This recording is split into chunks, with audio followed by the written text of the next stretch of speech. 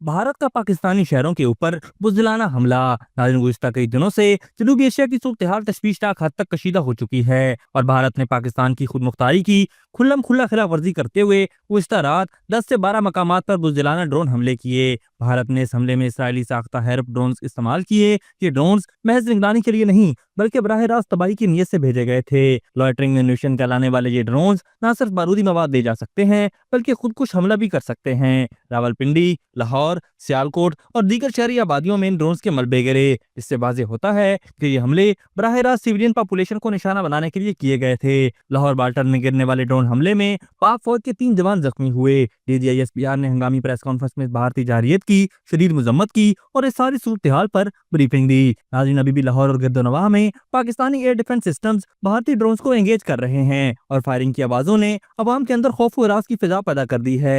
भारतीय वजीर दिफा राजनाथ सिंह ने वाज़े अल्फाज में कहा है कि ऑपरेशन सिंदूर अभी भी जारी है, यानी भारत किसी भी वक्त पाकिस्तान के अंदर मजीद हमले भी कर सकता है। नाज़रीन, इससे पहले भी भारत ने 4 पृथ्वी मिसाइल पाकिस्तान की तरफ फायर किए थे, जिनमें से 3 तो भारत के अंदर अमृतसर में ही गिर गए, जबकि एक गुजरांवाला के करीब पाकिस्तानी हदूद में गिरा, जिससे मकामी आबादी में शदीद खौफ व हरास फैल गया। इस तमाम सूरत हाल के पेश नज़र इस्लामाबाद में हंगामी इजलास जारी है। नेशनल सिक्योरिटी कमेटी ने वाज़ेह कर दिया है कि पाकिस्तान अपने दिफा के लिए हर मुमकिन इकदाम उठाने को तैयार है। नाज़रीन, पाकिस्तान की दिफाई तैयारी मुकम्मल है। पाक फिजाइया और पाक फौज ने भारत को खबरदार कर दिया है कि पाकिस्तान पर हमला करने की कीमत भारत को चुकानी पड़ेगी। याद रखिए कि पाकिस्तान की खुद मुख्तारी और आवाम की हिफाजत के लिए हर कीमत पर जवाब दिया जाएगा और भारत को इस जारहियत का संगीन इंजाम भुगतना होगा।